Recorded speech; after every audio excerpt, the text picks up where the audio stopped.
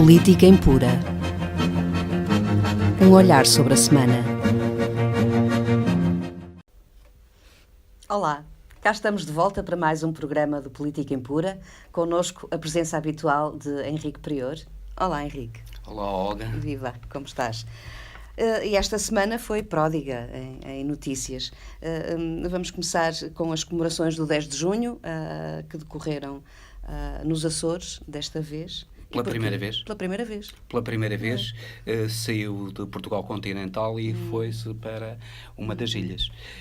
Foi bom, é um sinal de que o Estado central não absorve todas as manifestações de interesse nacional, que elas também podem ser realizadas nas ilhas e nos Açores, concretamente, que têm sofrido ou que têm beneficiado de um progresso enorme nos últimos anos. Só quem não conheceu os Açores há 30 anos e quem os conhece agora, é uma diferença abissal entre os Açores há 30 anos, onde degraçava a miséria, e agora onde há esperança, há dinamismo, e há um futuro cada vez mais risonho para os Açores. Os Açores têm potencialidades únicas, com uma paisagem única no mundo, de uma beleza absolutamente incomparável. Deve ser de tudo aquilo que eu conheço, é dos lugares mais lindos do mundo, e estão a beneficiar já desse acesso dos turistas, desde os turistas de lugares mais remotos, como o Japão e a China, já estão a chegar aos Açores e todos ficam maravilhados com a beleza da paisagem, com a recuperação do património absolutamente notável que se fez, quer em Angra, quer em Ponta Delgada, eventualmente mais até em Ponta Delgada do que em Angra. Angra sofreu com os terremotos de 1980 e tal, mas recuperou muito bem. Está tudo reconstruído. Angra é uma cidade muito linda, Ponta Delgada também muito linda, com um património histórico, nomeadamente museus e igrejas, tudo belíssimo. Infelizmente, às vezes o Governo Regional dos Açores esquece o património construído, esquece um pouco as igrejas, que são de uma beleza absolutamente incomparável, e que deviam ser conhecidas, deviam ser fruídas. As pessoas, afinal de contas, as igrejas que absorveram grande parte dos rendimentos do povo, neste momento podem, elas próprias, fazer retornar ao povo aquilo que lhes foi retirado, através da sua fruição, da sua beleza, pelos turistas. Se calhar seria bom criar meios para que o turismo português, o turista português também, tenha acesso aos Açores. Claro, aos Açores. Sim. Açores. Nomeadamente, os voos já estão muito mais baratos. Já estão muito mais baratos, e inclusive a hotelaria é mais barata nos Açores do que no continente. Mas ainda o turismo cultural nos Açores não está, eu estive lá há 2 anos, não está devidamente divulgado. E é pena porque a paisagem dos Açores é realmente o grande chamariz dos Açores, mas o turismo cultural também pode ser. Não só as igrejas, os museus, todo o património construído, todos aqueles lugares a que eles chamam impérios, porque nos Açores há o culto do Espírito Santo. O culto do Espírito Santo, a sabedoria. Cozido do Espírito Santo. Mas tem, sobretudo, aquelas casinhas do Espírito Santo que são lindíssimas, onde eles guardam as coroas do Espírito Santo, da criança que é coroada rei, que é coroada imperador, a criança imperador do mundo. É único. E isso são tradições que devem ser preservadas, devem ser divulgadas, porque tem uma mensagem cultural e filosófica que é bom. A criança imperador do mundo. Muito bonito. Olha, e o Espírito Santo. Sim. Repare-se, o Espírito Santo na Santíssima Trindade aparece o Pai, o Filho e o Espírito Santo. O Espírito Santo é o saber, é a sabedoria, é o princípio da luz, da sabedoria. O Espírito Santo cai em línguas de fogo sobre os apóstolos, é a sabedoria. E isso, o culto da sabedoria está ali nos Açores. E do império da bondade e do império da inocência. A inocência da criança, a bondade da criança deve ser o imperador do mundo. É essa mensagem que os Açores dão nas suas festas do Espírito Santo, e é bom sempre relembrar isso e realçar. Foi muito bom que o Presidente tenha optado por fazer o 10 de junho, por comemorar o 10 de junho nos Açores. Certamente que irá à Madeira também, como é óbvio. Sim. E porquê é que a seguir foram para os Estados Unidos, tanto o Presidente da República como o Primeiro-Ministro? Os Estados Unidos têm uma colónia portuguesa muito importante. Há cidades como New York que são cidades quase portuguesas, quase que só falar português, os restaurantes, a maior parte é portuguesa. Portanto, há uma grande colónia portuguesa nos Estados Unidos. E foi com o objetivo de fazer com que os portugueses que se encontram emigrados na América reconhecessem que Portugal não se esquece deles e que eles podem investir. Atenção, a colónia migratória é essencialmente até açoriana, é muito açoriana. Essencialmente, não, talvez eu utilizei o termo essencialmente, mas é muito açoriana. E portanto, partindo dos Açores no 10 de junho, seria natural. A colónia açoriana nos Estados Unidos já é a maior do mundo fora dos Açores. E portanto, seria natural que ele se dirigisse depois aos açorianos que estão nos Estados Unidos. Mas não foi só isso, não foi só aos açorianos, foi todos os portugueses que estão nos Estados Unidos, nomeadamente a New York, que é uma cidade, como disse, essencialmente portuguesa, uma grande cidade, e fazer-lhes lembrar que Portugal não se esquece deles e que eles são bem-vindos a Portugal, quer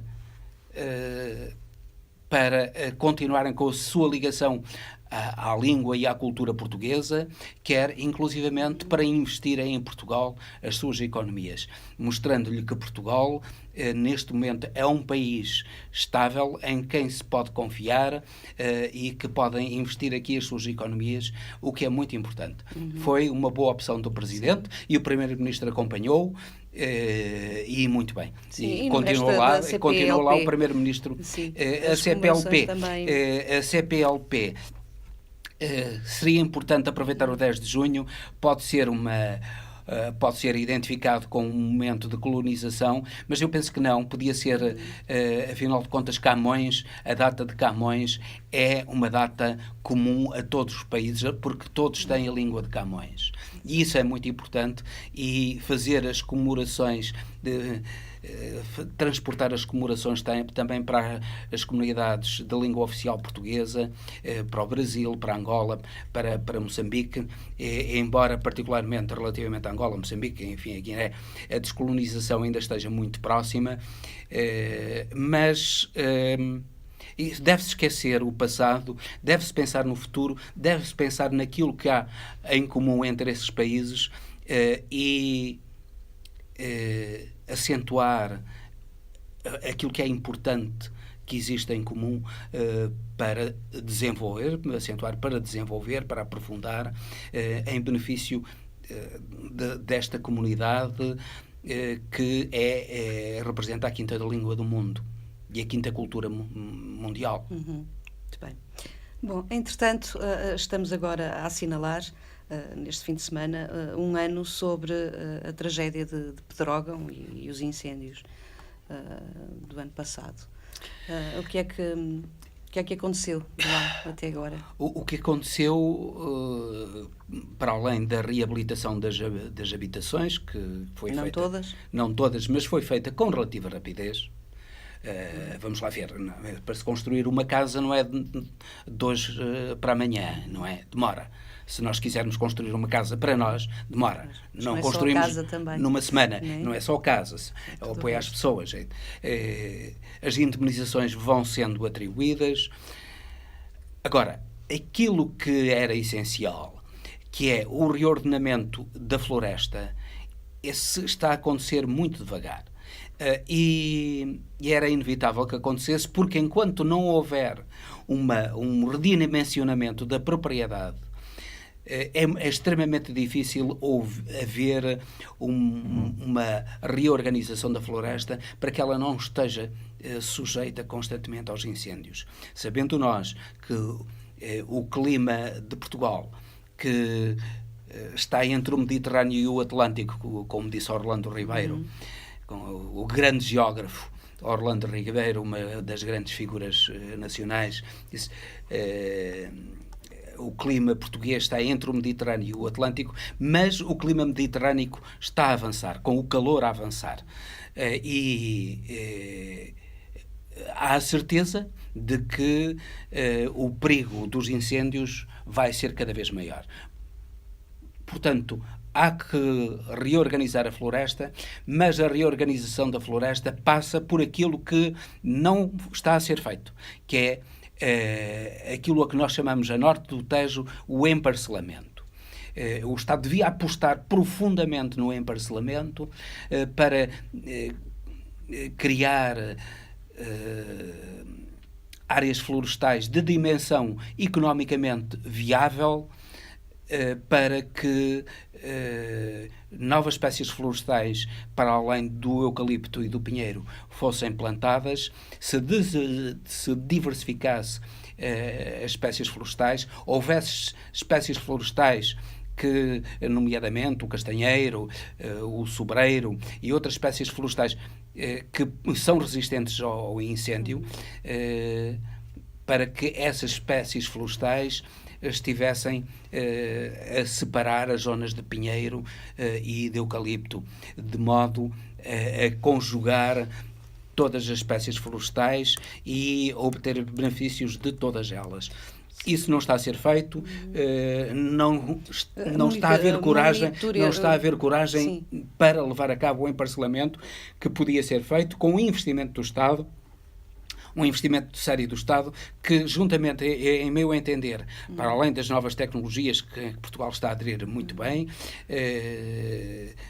nomeadamente, veio-se agora, contactos com a Google, com a Siemens, etc., etc., mas o essencial, nomeadamente o ordenamento do território e o desenvolvimento de linhas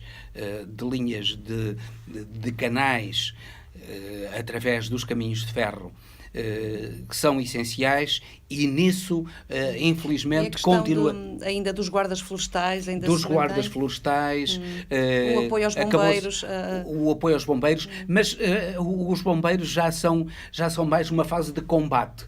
O que havia de se investir mais, e isso é que não se está a investir, é na fase de prevenção. E a fase de prevenção começa com a reestruturação da floresta. Enquanto não houver reestruturação da floresta, enquanto houver o minifúndio que há com parcelas de 1000 metros, 1500, 2000, 2500 a multiplicarem-se, não é possível o redimensionamento da floresta, e não é possível. E a limpeza das matas também. E a limpeza das matas. Mas a limpeza das matas acaba por ser muito difícil em matas com 1500 metros quadrados. As pessoas o que vão fazer. Sim. Mas depois também temos por trás o grande negócio da venda da madeira queimada. O grande negócio da venda da madeira queimada e o aproveitar-se por parte que muitas vezes leva ao desespero essas pessoas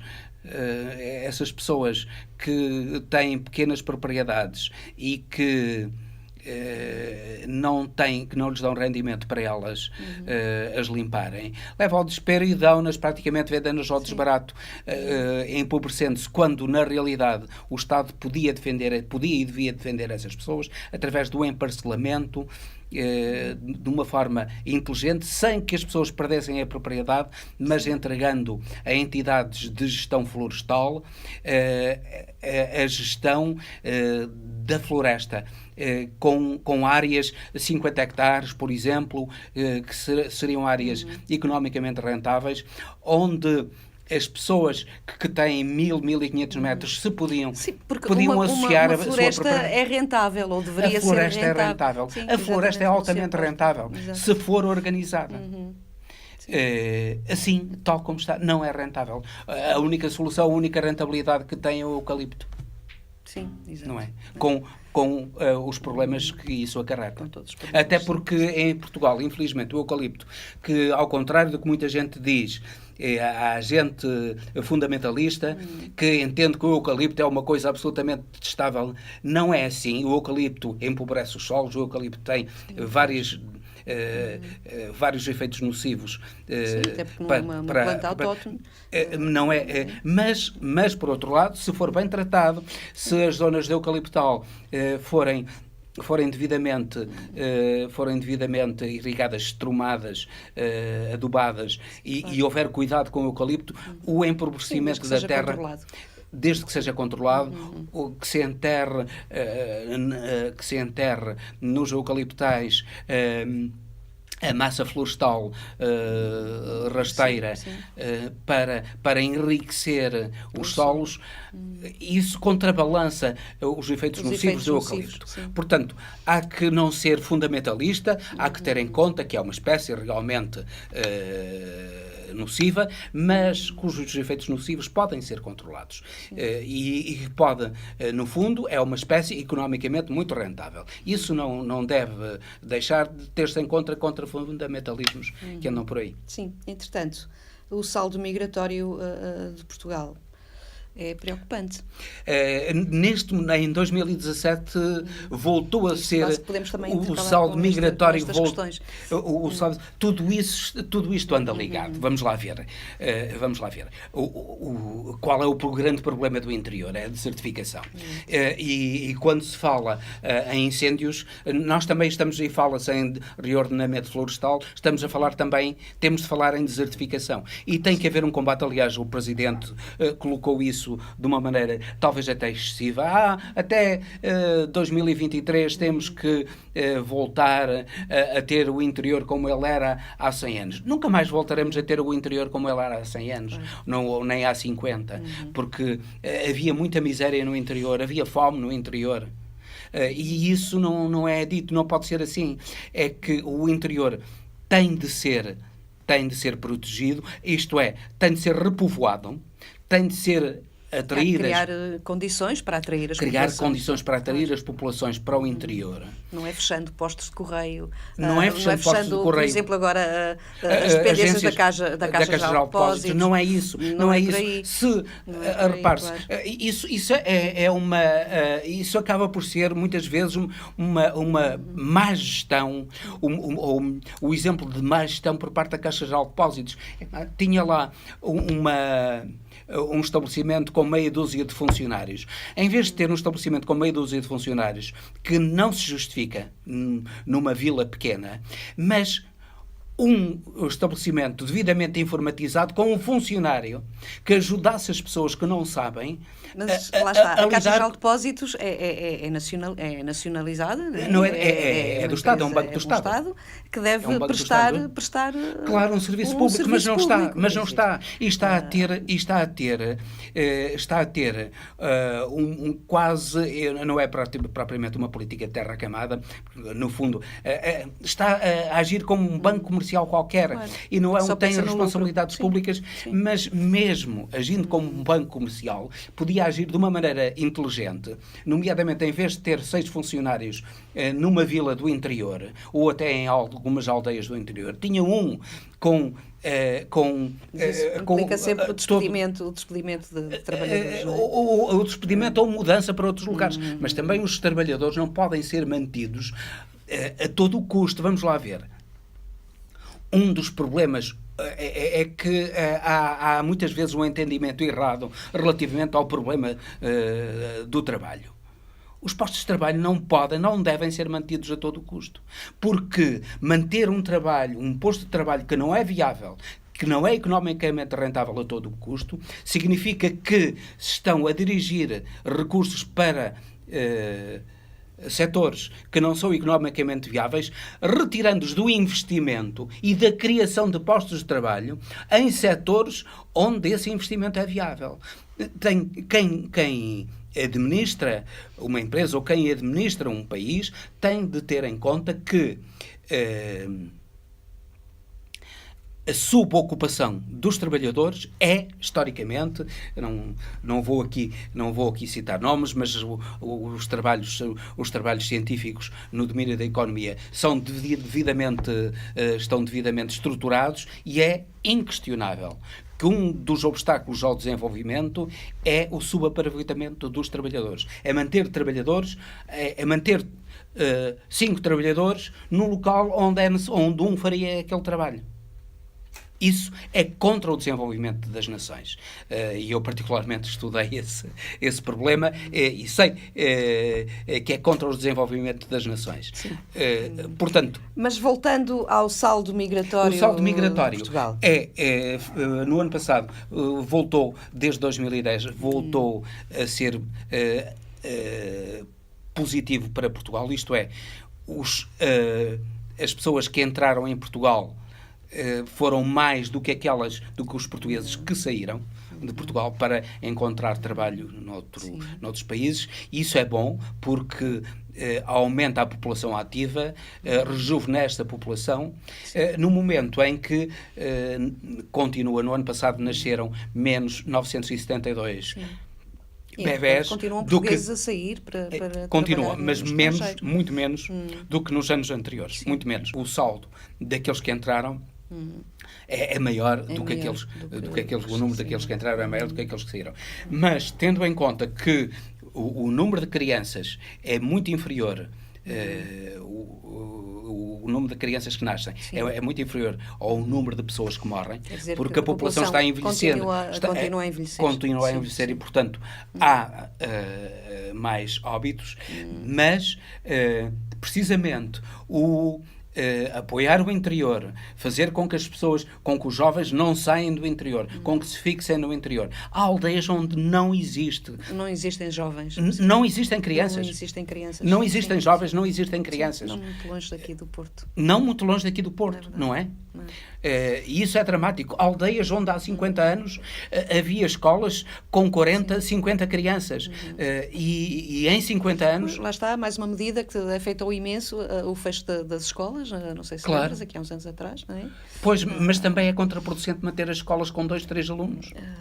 Não é saudável para as próprias crianças. Pronto, mas houve muitas escolas que até tinham alunos suficientes e que foram fechadas. Pois, claro, não é? também isso houve muitos erros, mas não se pense que manter escolas com meia dúzia de alunos, isso é saudável para as crianças. É uma despesa incomportável para o Estado e não é saudável para as crianças. As crianças têm de ter uma diversidade de contactos que lhes permita abrir a mente para muitos contactos. Há que refletir sobre esta questão. Há que refletir e a solução é mesmo, primeiro, e isso está relacionado já com outro tema que nós vamos ver aí, com o problema do navio Aquários, que infelizmente com quase 629 pessoas, imigrantes que vieram do norte da África, dirigindo-se à Itália, e que foram recusados de uma maneira cruel, absolutamente cruel e indigna, humanamente indigna, pelo governo italiano. O governo italiano é um governo fascista, é um governo extremamente perigoso. Neste momento a Europa está, a Itália, a Áustria, a Hungria, a Polónia, estão dominadas por governos protofascistas.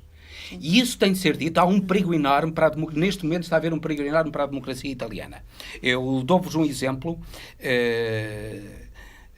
que recentemente foi noticiado nos jornais.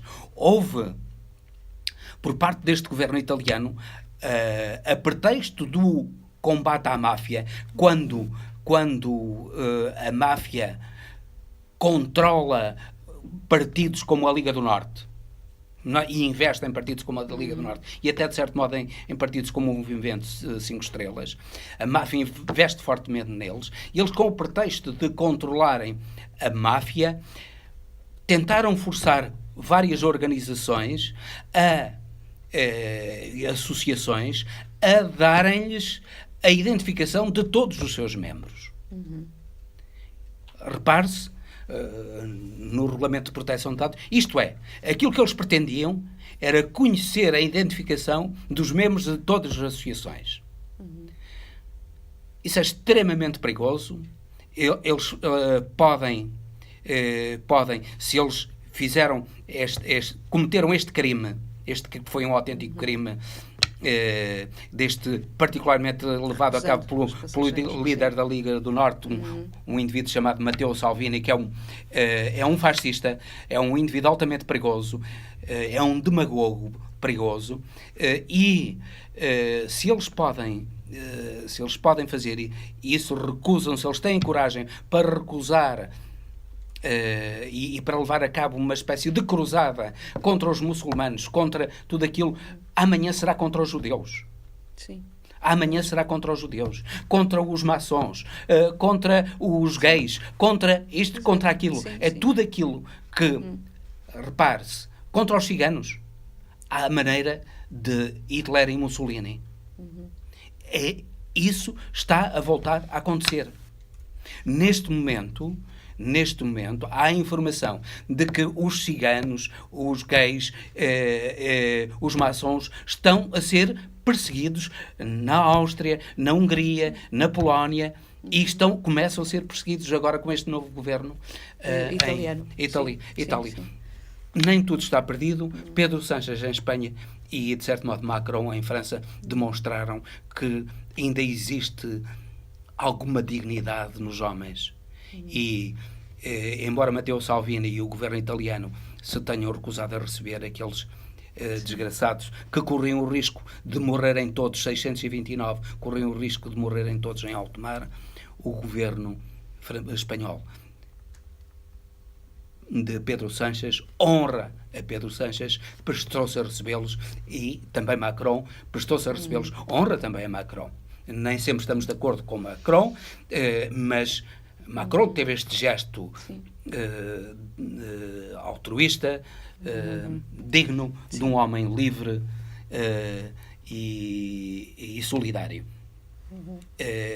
É bom que isto seja realçado, para nós percebermos as diferenças, que nem tudo é igual. Nem tudo é igual. Claro.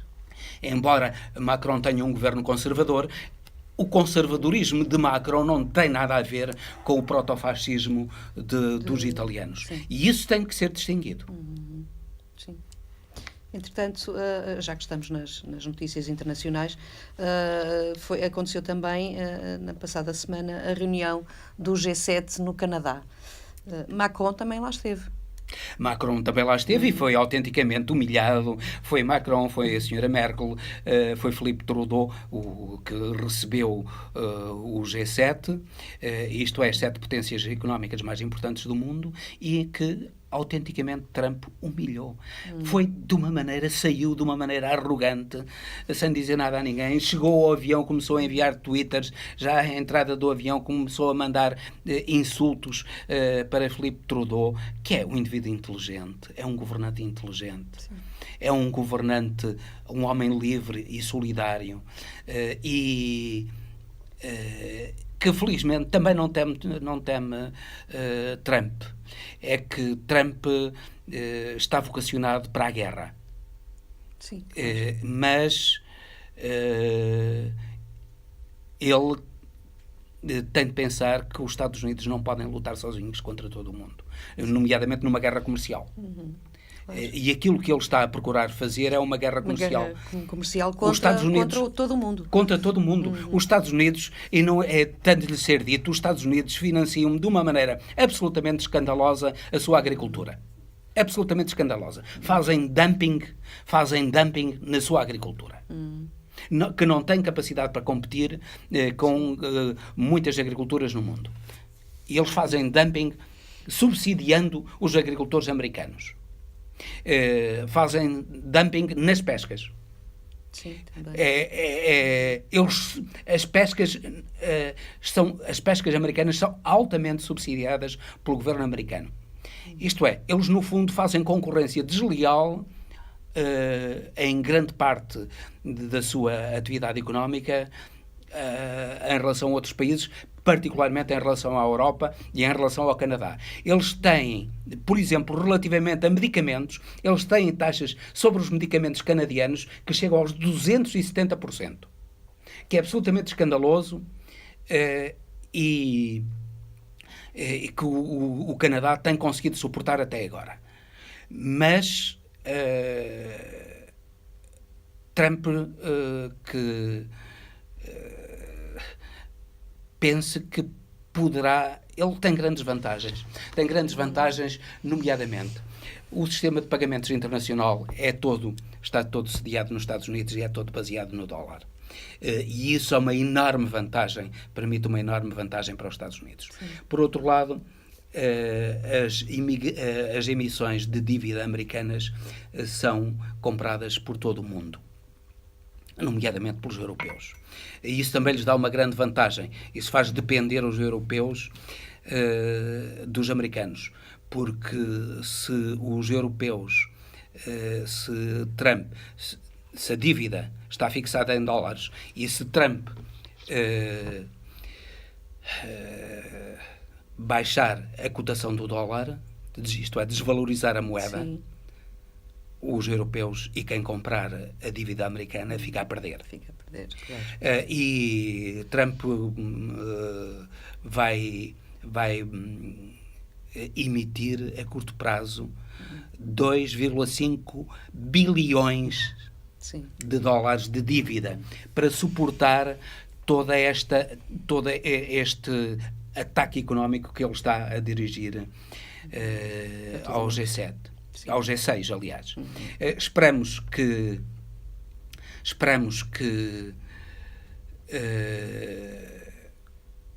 E qual foi a resposta de Putin no meio disto tudo? Putin está a esfregar as mãos de contente, porque Putin só pode beneficiar com uma guerra entre a Europa e os Estados Unidos. Os Estados Unidos perdem a longo prazo, obviamente que perdem.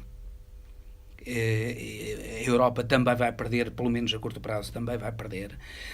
Há empresas europeias que já saíram dos Estados Unidos, a Total e a Airbus já saíram dos Estados Unidos, e os investimentos europeus nos Estados Unidos vão diminuir imenso, serão compensados por investimentos americanos e de outra parte do mundo.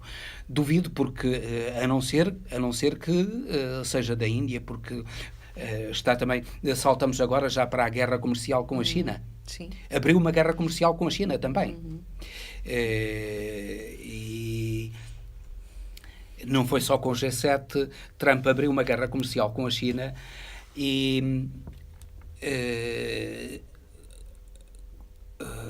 é uma guerra extremamente perigosa. Eu penso que a China tem mais condições para ganhar, pelo menos a curto prazo, efetivamente vai perder, mas a longo prazo pode ganhar uma guerra económica. Repare-se que os Estados Unidos, a não ser que os Estados Unidos resolvam viver em autarcia, isto é, viver para eles próprios, fecharem-se completamente, porque, nomeadamente nas novas tecnologias, efetivamente a China está a liderar o mercado mundial, mas essa liderança é derivada de um avanço tecnológico enorme, não só da mão de obra mais barata da China, do que dos Estados Unidos, mas também no avanço tecnológico, porque quem vem depois, muitas vezes, consegue modernizar-se melhor do que aqueles que estavam à frente num período anterior. E a China está a beneficiar disso, de uma modernização mais recente, com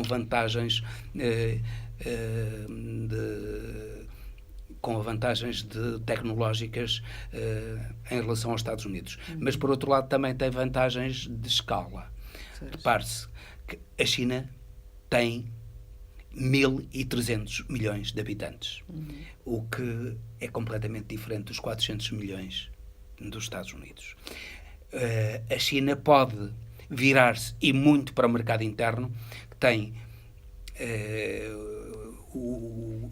um mercado interno muito maior, tem um mercado interno muito maior que o mercado americano. Sim. E desenvolvimento do mercado interno, desenvolvendo o consumo, que está a desenvolver de uma maneira acelerada já, mas desenvolvendo ainda mais o consumo dos chineses, poderá vencer esta guerra económica a longo prazo, tornando-se uma potência económica mais relevante do que os próprios Estados Unidos. Sim. Olha, entretanto, Trump esteve na conferência de Singapura com Kim Jong-un, e aquilo também... Bem, aparentemente bem para Trump, sobretudo para aquilo que ele queria, que era o consumo interno. Ele demonstrou ser o primeiro presidente americano que conseguiu um encontro com um líder norte-coreano. Jimmy Carter já tinha, muitos outros tentaram. Jimmy Carter conseguiu um encontro, mas já depois de ser presidente, e ele vangloriou-se a isso. E isso é para consumo interno. Então achas que é muito importante? Foi mais para consumo interno.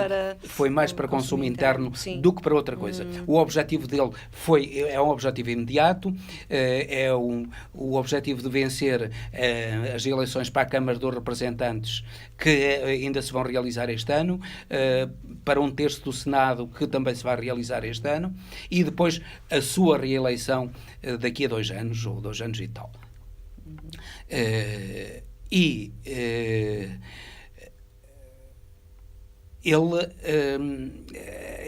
não é bem conhecida a forma como Trump está a usar. Ele joga com benefícios enormes às grandes fortunas. Houve uma diminuição enorme de impostos para as grandes fortunas, mas houve também um aumento de financiamento das classes mais miseráveis nos Estados Unidos.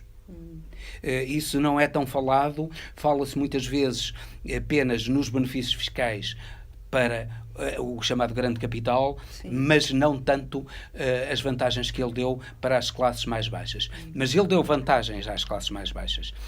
Aquilo que ele está a oprimir mais em termos fiscais são as classes médias.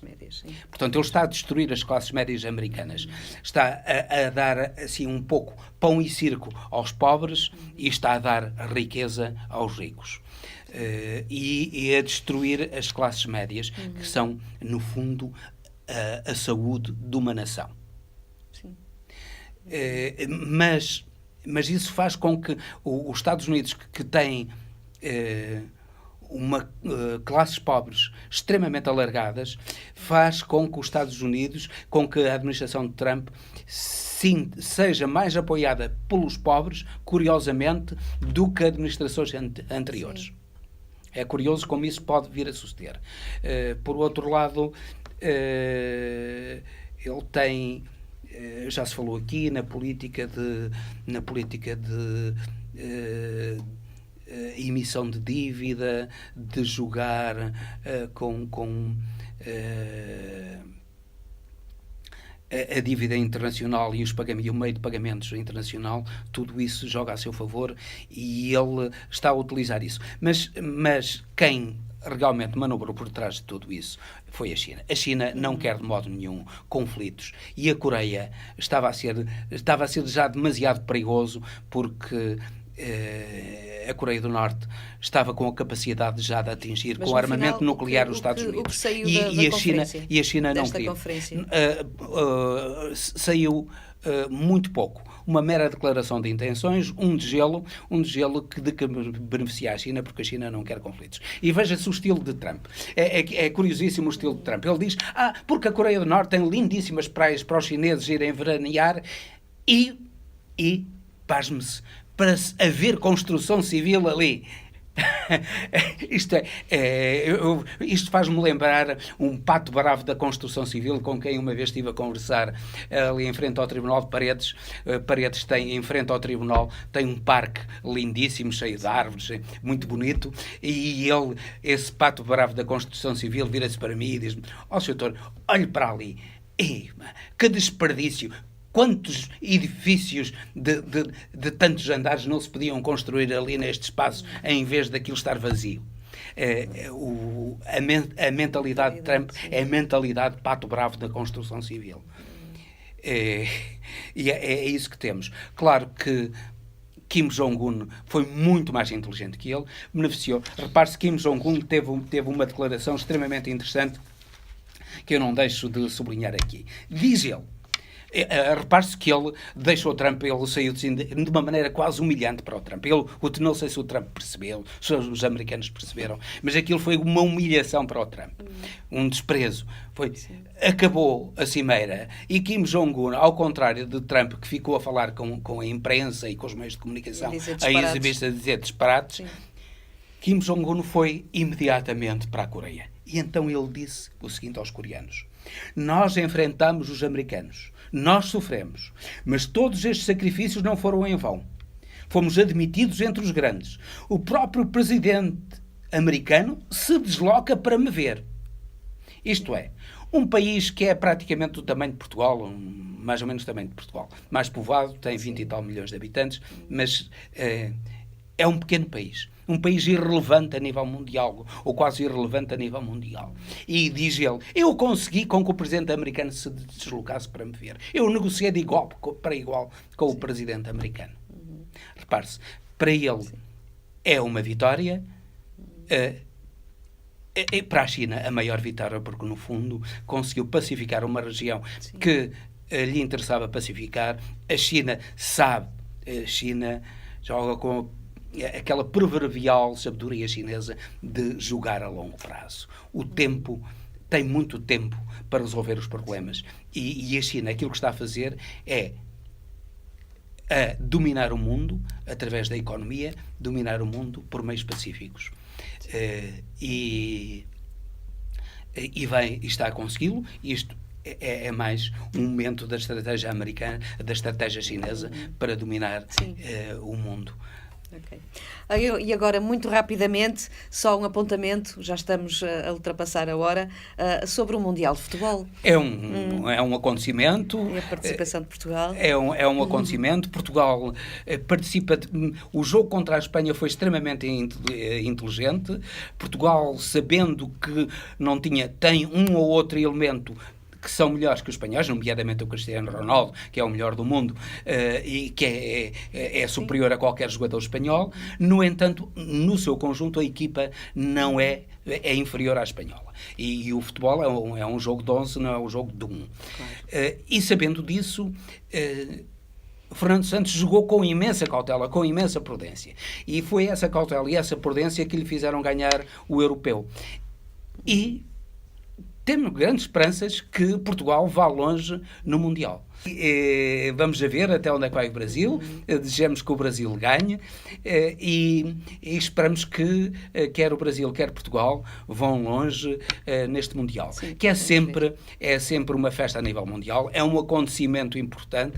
É um acontecimento que pode, como os Jogos Olímpicos aproximaram as duas Coreias, pode aproximar os povos. Sim. E oxalá que o faça. Vimos até portugueses e espanhóis a conviverem, poucos portugueses e muito mais espanhóis a conviverem em são convívio em Sochi, na Rússia. E é bom que assim seja, que o desporto seja um espaço de convivência a nível mundial, a nível local, nacional e a nível mundial também. Henrique. Esperamos que assim seja um momento de festa e de convívio. Sim, ficamos por aqui hoje, já vai longa o programa. Obrigada pela tua presença. aqui. Obrigado, eu, Olga. Obrigada. Até breve. E quanto a si, até ao próximo programa. Política Impura. Um olhar sobre a semana.